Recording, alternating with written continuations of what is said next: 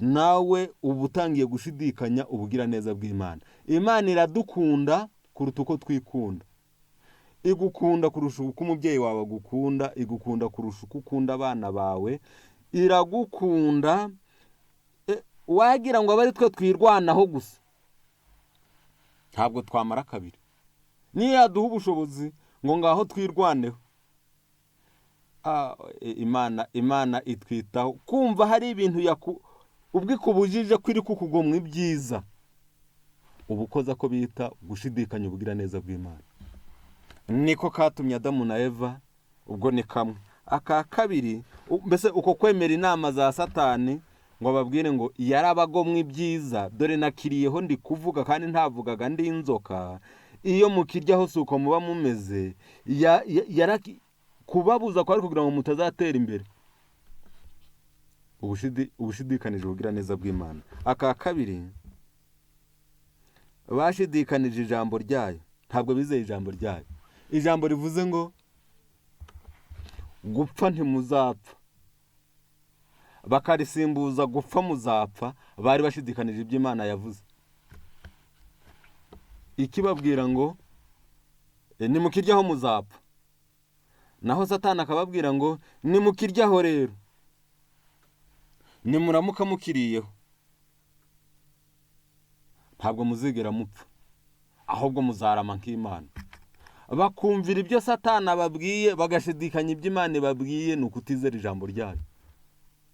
Kandi ikinyoma gikunda kwemerwa kuruta ukuri.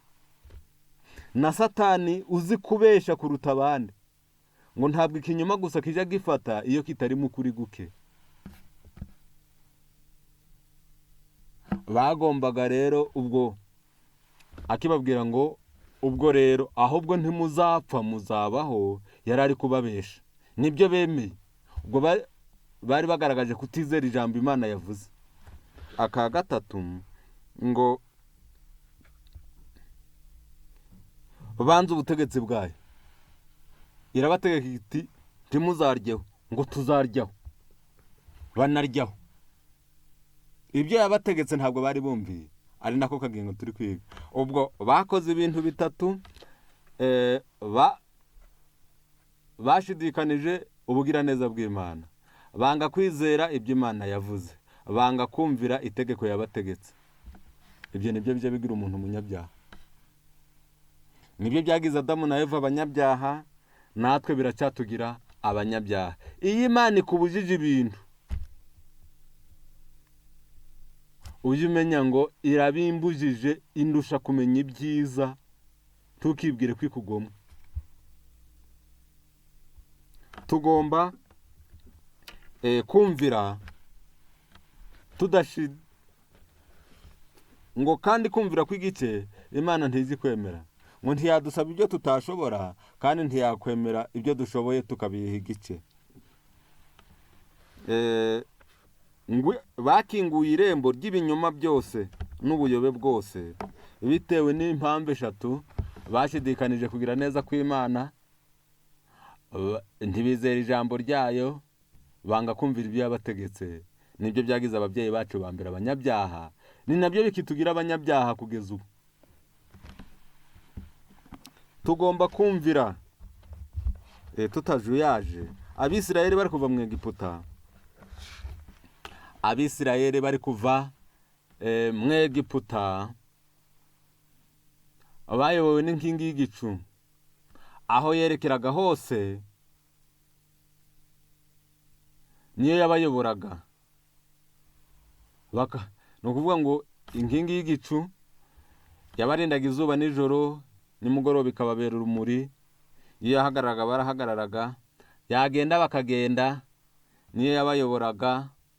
Kuri ubu inkingi y'igicu ni amahame y'ijambo ry'Imana, niyo atuyobora, akatwerekeza, natwe tukayumvira, tukazabona agakiza.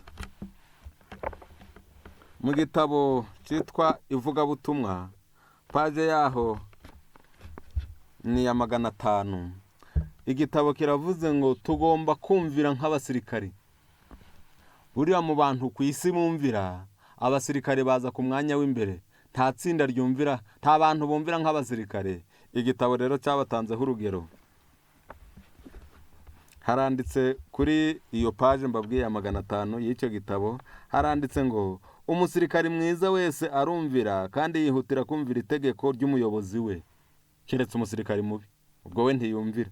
Umusirikari mwiza wese arumvira kandi yihutira kumvira itegeko ry'umuyobozi we. Ubushake bw'umuyobozi bugomba kuba ubushake bw'umusirikare. Niko biri. Ubushake bw'umuyobozi w'umusirikare, ibyo umuyobozi ashaka bigaragarira mu musirikare we. Rimwe na rimwe umusirikare ashobora gutungurwa n'itegeko ritanzwe, ariko ntabwo agomba guhagarara ngo asobanuze impamvu y'iryo tegeko. Umusirikare iyo bamuhaye itegeko rinamutunguye, ntajya abaza impamvu, arumvira.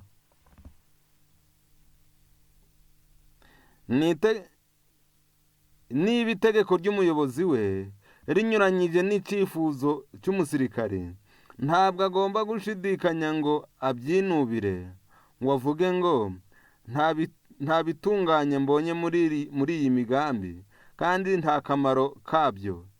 Ntabwo akwiye gushaka urwitwazo ngo asige umurimo udakozwe. Bene abo basirikare ntibaba bakwiriye kwemerwa ngo baje ku rugamba rw'intambara zo ku isi, kandi birenze ibyo ntibazigera bemerwa no mu ngabo za Kristo. Aba basirikare batumvira, aba basirikare bashaka inzitwazo zo kutumvira, mu rugamba rw'isi ntibakwemerwa, ngo ndetse n'urwa Kristo ntiyabemera. Harakomeje ngo igihe Kristo atanze itegeko, ingabo ze zigomba kuryumvira nta kujijinganya, nta kuzuyaza, bakumvira nk'abasirikare. Abaduteze amatwi, ibi bintu kubaza uko abasirikare bumvira, uko niko n'umusirikare wa Kristo agomba kumvira, kandi ikaba inkingi y'agakiza kacu. Bagomba kuba abasirikare bakiranuka, bitabaye bityo ntabwo yabemera ngo babe mu ngabo ze.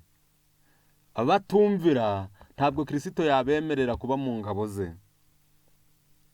Bagomba kuba abasirikare bakiranuka, bitabaye bityo ntabwo yabemerera kuba mu ngabo ze. Buri muntu wese yahawe umudendezo wo guhitamo, ariko iyo umuntu amaze kwinjira mu gisirikare hazakurikiraho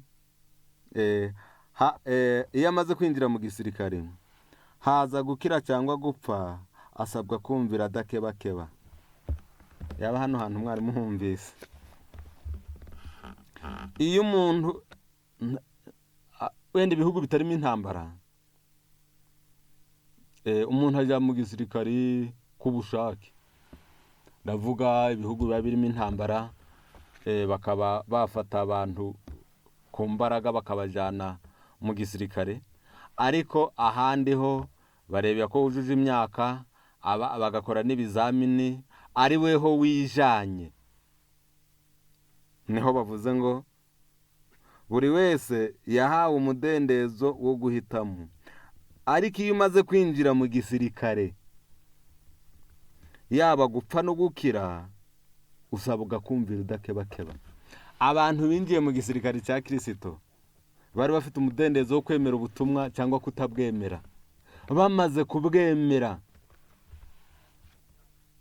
ntabwo bongera kwitwara nk'abasivile.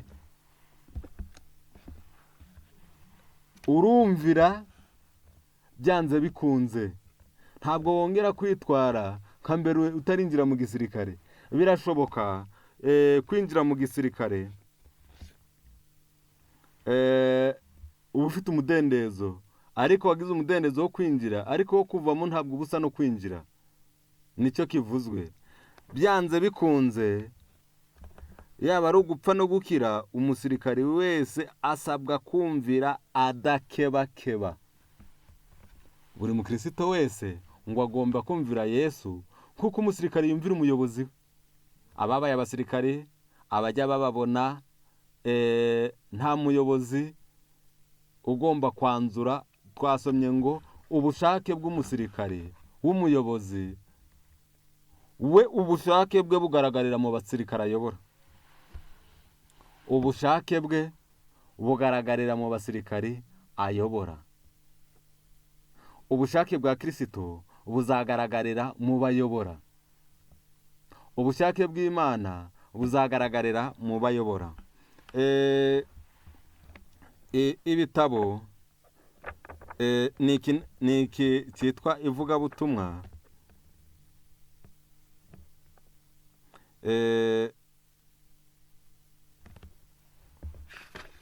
Iyo umuntu ari kurahira, buriya mu gisirikare nyine iyo ari kurahira muri iki gisirikare cya Kristo, buriya ari ararahira, nuko akarahira akabihamya. Ni igihe cy'umubatizo, ubwo aravuga ngo mu izina rya Data wa twese n'Umwana n'Umwuka wera nzabumvira. Aba abarahiye. Iyo ari ku mubatizo abarahiye ko azumvira Umwuka, azumvira Yesu, azumvira Imana, akaba yinjiye mu gisirikare. Reka ndebe muri kino gitabo, kanze nsome kuri 237 haranditse ngo kwihana no kwizera n'umubatizo ni intambwe umuntu agomba gutera mu rugendo rwo guhinduka. Abantu bamaze gutsindwa bakemera ukuri baba bakeneye gusarurwa kandi bakitabwaho. Abanyabyaha bakeneye kugira umurimo wihariye bakorerwa kugira ngo bashobore guhinduka. Kanze ndebe ahantu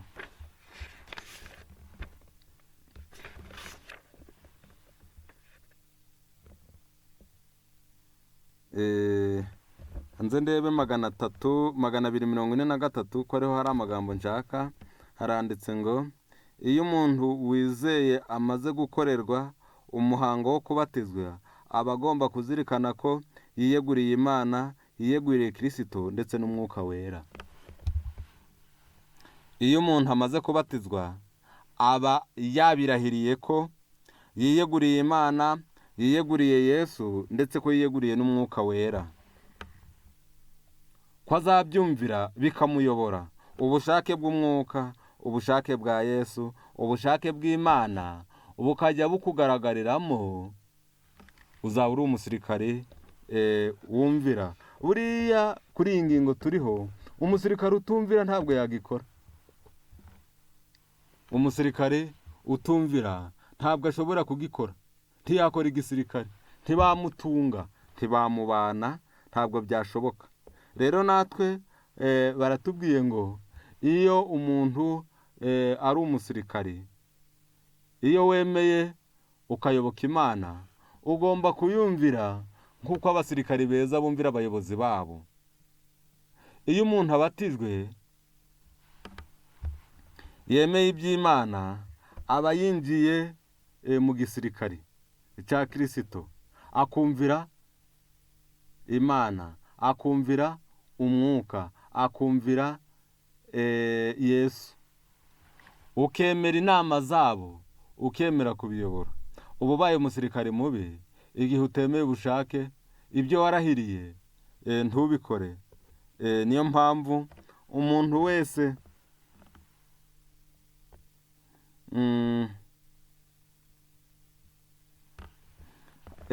hirya harakomeje ngo nuko rero umwizera agomba kuzirikana mu mutima we ko yiyeguriye Imana, akiyegurira Kristo n'Umwuka wera. Ibintu byose byo mu isi agomba kubishyira ku mwanya wa kabiri, bikaza kansubiremo kugira ngo humvikane. Iyo amaze kwiyegurira Imana, akiyegurira Yesu, akiyegurira Umwuka, ibintu byose byo mu isi agomba kubishyira ku mwanya wa kabiri, bikaza bikurikiye isano nshya yinjiyemo, ariyo Imana. Imana niyo agomba gushyira imbere. Hano harakomeje ngo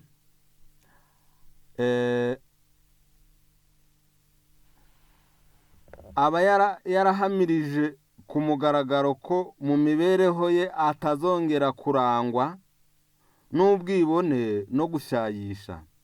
Ntabwo yongera kugira imibereho irangwa n'uburangare cyangwa kutagira icyo yitaho.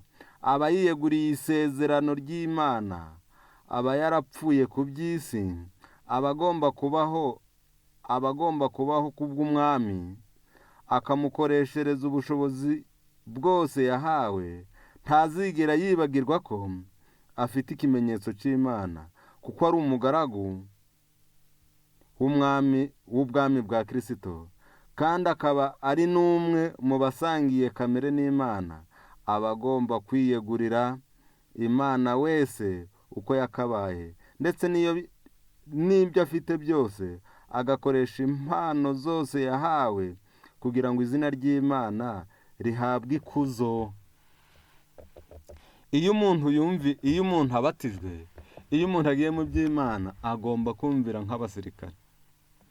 Arabirahirira ku mubatizo ko azumvira Imana, akumvira Yesu, akumvira Umwuka. Ni nayo mpamvu ubwo bamubatiza mu izina rya Data wa twese, ubwo ni Imana, n'Umwana ni Yesu, n'Umwuka Wera. Ukemera ukabibatizwamo, uba wemeye kutazongera kunyuranya n'Imana, kuzayiyegurira burundu kw'iby'isi bizajya biza ku mwanya wa kabiri, uwa mbere ukaba ari uw'Imana. Uba uri umusirikari mwiza. Nta musirikari bashobora kuvuga bati nuko winjiye igisirikare ni ku rugamba, batoya buriya iwanjye ihinga rirageze. Abaduteze amatwi babaye abasirikare cyangwa b'abasirikare cyangwa baduteze amatwi babizi, babanza kureba uri muzima, ntabwo wasaze. Bakakubwira iby'akazi ukavuga amakene ufite mu rugo. Ubwo nabo babirahirira ko akazi kabo kagomba gufata umwanya w'imbere. Buriya abanditse bakabigereranya ko ubukristo bumeze nk'igisirikare, bari babirebye neza. Harakomeje ngo inshingano zumvikanyweho, amasezerano y'umwuka umuntu agira mu mubatizo ni inshingano zumvikanyweho. Mu masezerano y'umwuka umuntu agira mu mubatizo ni magirirane. Igihe abantu basohoza uruhare rwabo bumvira umutima wabo wose, bakaba bafite uruhare rw'ibyangombwa. Kansubiremo humvikane neza. Haranditse ngo igihe abantu basobanukiwe uruhare rwabo rwo kumvira n'umutima wabo wose, baba bafite uruhare rw'ibyo bagomba gukora kugira ngo mu isi yose bamenye yuko mu Isirayeli harimo Imana. Kuba warabatijwe mu izina rya Data wa twese, n'Umwana n'Umwuka Wera, ni ubwishingizi bukomeye bw'uko nusaba ubufasha bwabo uzafashwa mu bikugwa gitumo byose.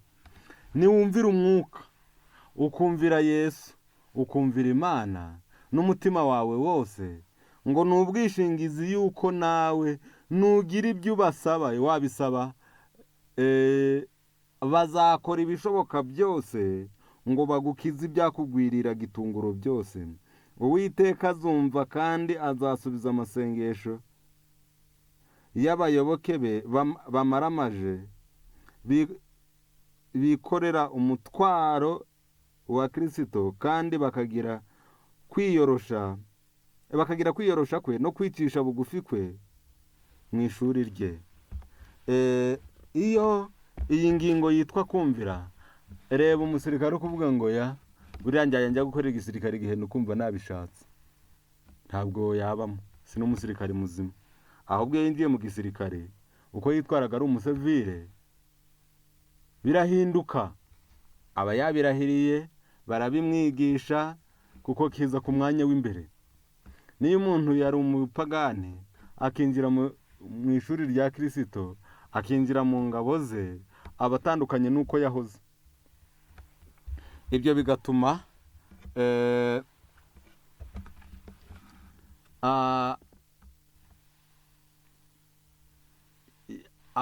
aza ku mwanya, iby'isi n'ibindi akora biza ku mwanya wa kabiri, iby'igisirikare yayobotse cya Kristo bikaza ku mwanya w'imbere. Nta musirikare ku isi ushobora gukora igisirikare atumvira.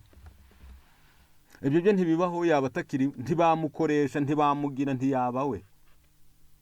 Rero baduhaye abasirikare nk'icyitegererezo, bisaba ko bumvira.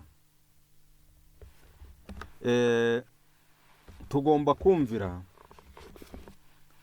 muri iri shuri rya Kristo. Reka tugire amagambo dusoma mu migani ya Kristo kugira ngo nayo adufashe.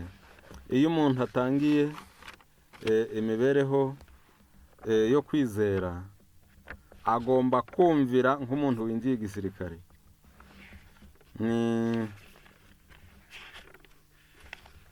Ni mu cyigisho,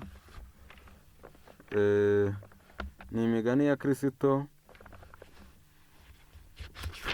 paje ya 81, ni icyigisho cya 9. Ngiye gukoresha igiswahili. Haranditse ngo ubundi bavuze ko tugomba kwiha Yesu nta kwizigama. Hano haranditse ngo yatupasa kujitoa kabisa kwa Kristo na kuishi maisha ya utii mkamilifu kwa yeyote anayotuagiza kuyatenda. Tugomba kwiha Kristo rwose, tukumvira ibyo adutegeka mu buryo bwuzuye, ibyo adutegeka byose. Harakomeje ngo yote yaliyo yetu sisi wenyewe na talanta na uwezo wetu ni ya Bwana, hayana budi kutakaswa kwa ajili ya kazi yake. Haranditse ngo yaba twebwe ubwacu, ibyo dutunze, natwe ubwacu n'itaranto zacu n'ubushobozi bwose yaduhaye, ni iby'Imana, bigomba kwerezwa kuyikorera. Tutakapojitoa kikamilifu hivyo kwake, Kristo na vipaji vyote vya mbingu anavitoa kwetu. Nitumwiha muri ubwo buryo, Kristo n'impano zose zo mu ijuru natwe tuzabihabwa.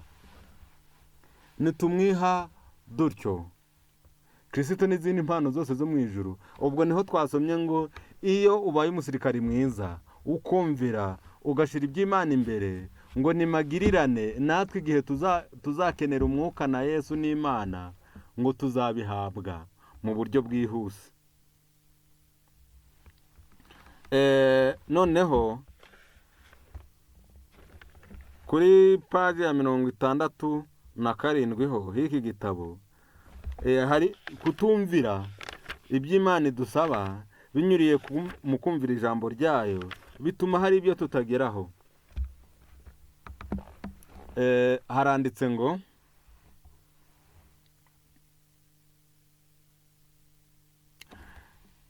maandiko ndiyo njia kuu ya kubadilisha tabia. Ibyanditswe byera niyo nzira ikomeye ihindura ingeso. Ibyanditswe byera niyo nzira ikomeye ihindura ingeso. Likijifunzwa na kutiiwa, neno la Mungu litafanya kazi moyoni na kutakasa tabia isiyotakaswa. Ijambo ry'Imana niryigwa kandi rikumvirwa, niho rihindura umutima rigakuramo ingeso yose itejejwe. Ubwo murabimenye, abadukurikiye muranabyumvise. abaduteze amatwi, abadukurikiye hirya no hino ku isi, abenshi twize ijambo ry'Imana turisomewe inshuro utabara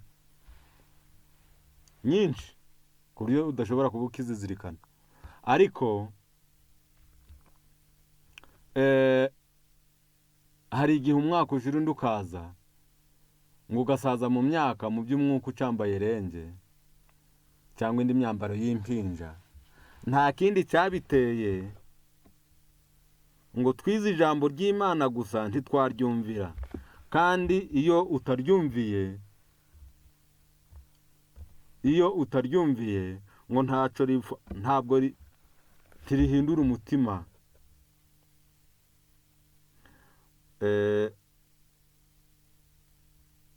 Roho Mtakatifu anakuja na kuhukumu dhambi, na imani inayozuka kutoka moyoni imefanya upendo wa Kristo na kutufanya tuwe mfano wa Kristo katika mwili na roho na mawazo. Iyo bigenze bityo, iyo twumviye Imana, twumviye ijambo ryayo, rihindura umutima, rigakuramo ingeso yose itejejwe, maze umwuka wera akaza agatura muri twe, agaciraho iteka icyaha, kwizera kukavuka mu mitima yacu, maze tugasa na Kristo mu rukundo, tukagira icyitegererezo cye, yaba mu by'umubiri no mu by'umwuka no mu ntekerezo. Hivyo Mungu anaweza kututumia na kutimiza kazi yake. Iyo begeze kuri iyo ntambwe, Imana ishobora kudukoresha kurangiza umurimo wayo. Mu bintu Imana igusaba, ugomba kuyumvira, wakora ibyaha ukihana kandi ukizera ibyo yavuze. Izo nizo nkingi eshatu zishigikiye agakiza kacu, nubwo twibanze kuri imwe yitwa kumvira, ko twasanze ngo kugomba kuba kuruta ibitambo.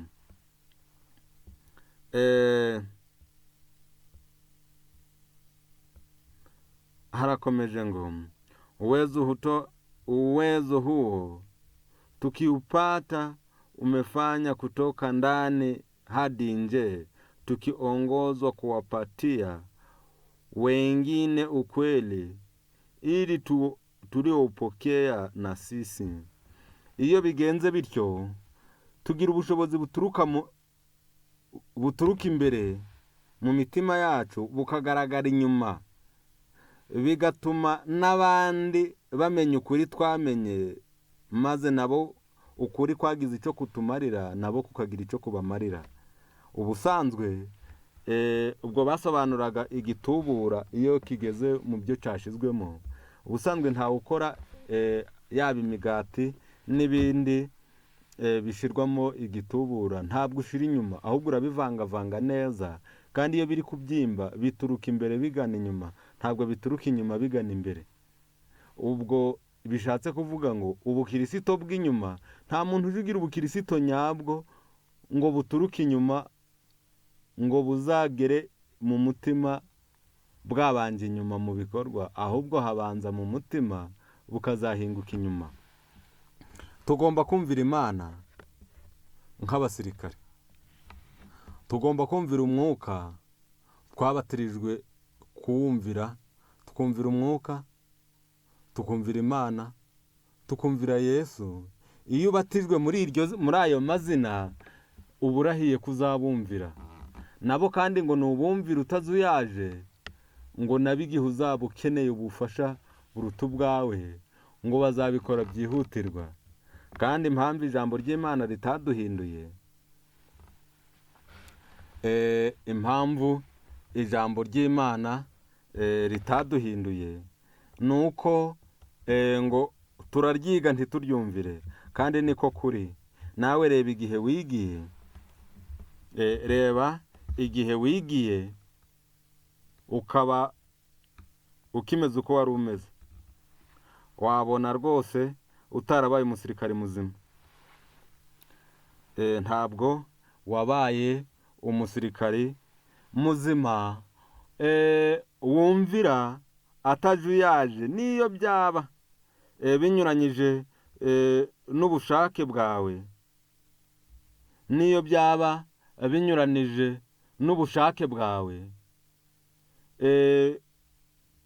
ntuzongere kumva ibyiza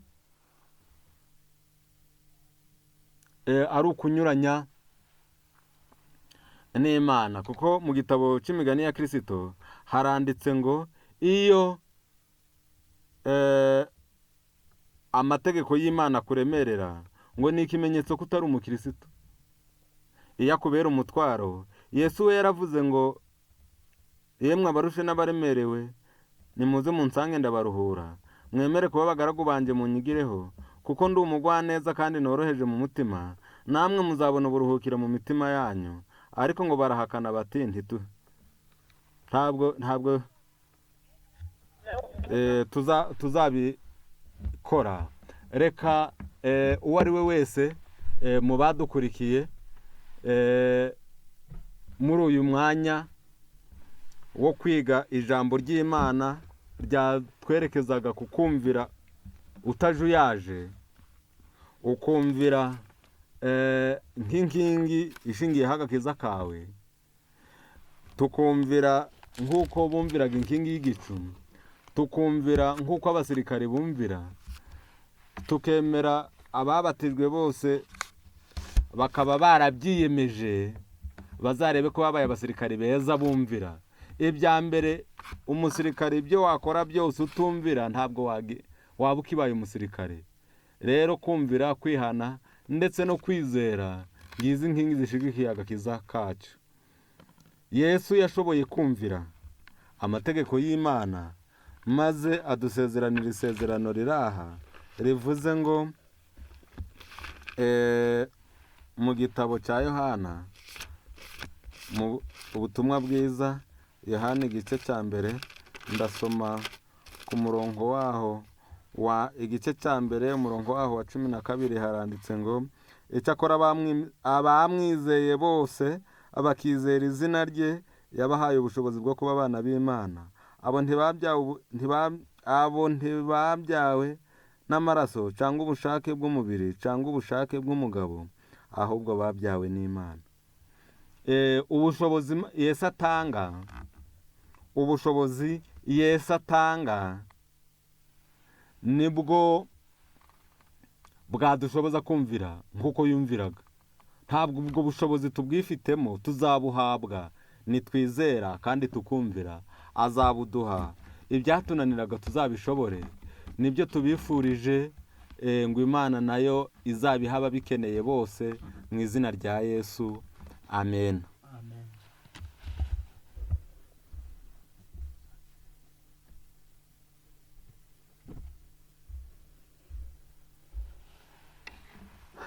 Amena. Reka dushimire Imana mu by'ukuri kubwo ibitangaza ije dukorera, ikomeje no kutugirira muri aka kanya.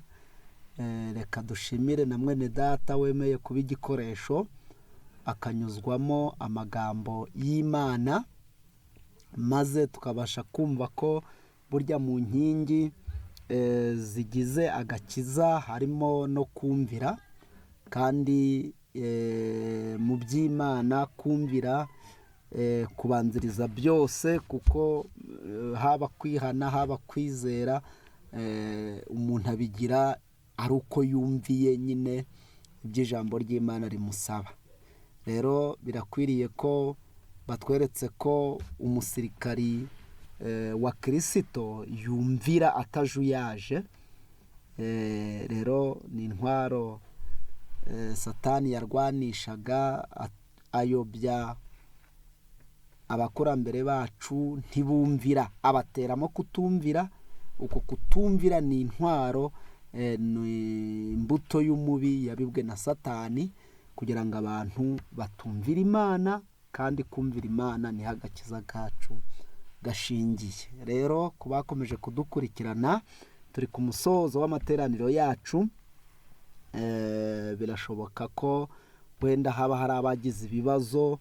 Ntekereza ko ya nimero dusanzwe dukoreraho ya Radio Rise, ku bari kuri Radio Rise aho mwabariza ni kuri nimero dusanzwe dukoreraho hano kuri radiyo rayizi ndetse no kuri yutubi.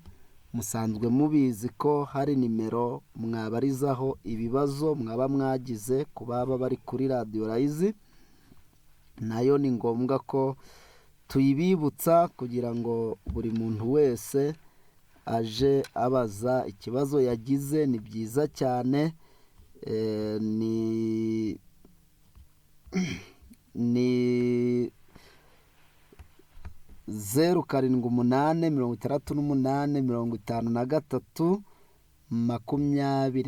0788532557. ubwo utari mu gihugu cy'u Rwanda ashiraho akamenyetso ko guteranya 250. ubwo rero abandi bari kuri YouTube umurongo musanzwe mufatiraho ibyigisho byacu na niwo tugikoreraho. ubwo rero ni wawa akadomo reformation voice ubwo org. ubwo rero aho tubasha kuhigira ubutumwa bwiza bw'ijambo ry'Imana nk'uko bisanzwe. ubwo rero ntihagire ucikanwa. rero ubwo tugeze ku musozo, dushimire buri mwigisha wese Imana yakoresheje akatugaburira umutsima w'ubugingo.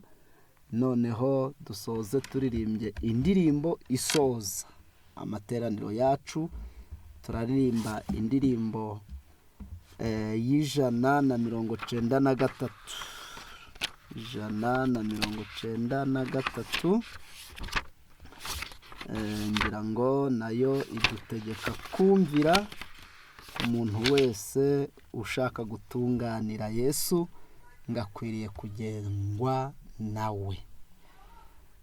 mbese urumva ushaka gutunganira Yesu, ngujya ujyana nawe mu nzira ntoya, akwikorerera imitwaro yawe yose, emera ugengwe nawe.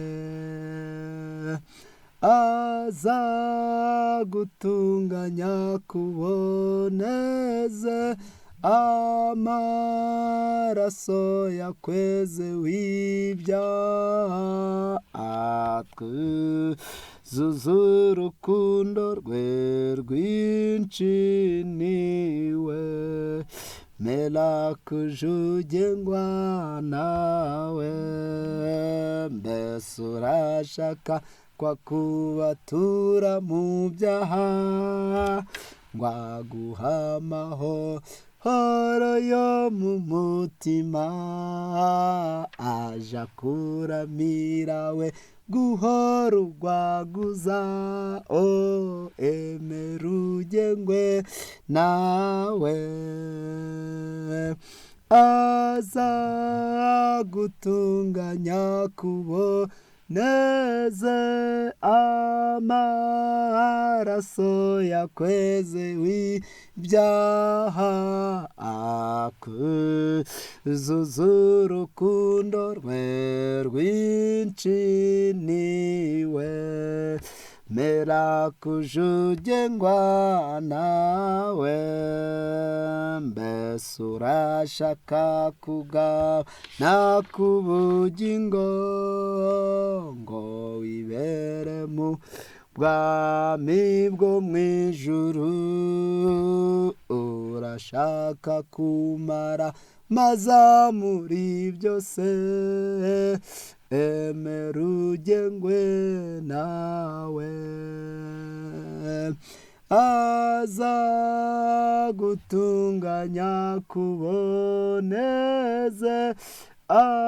amaraso yatweze w'ibyaha, atwuzuza urukundo rwe rwinshi niwe, mera kujugengwa nawe.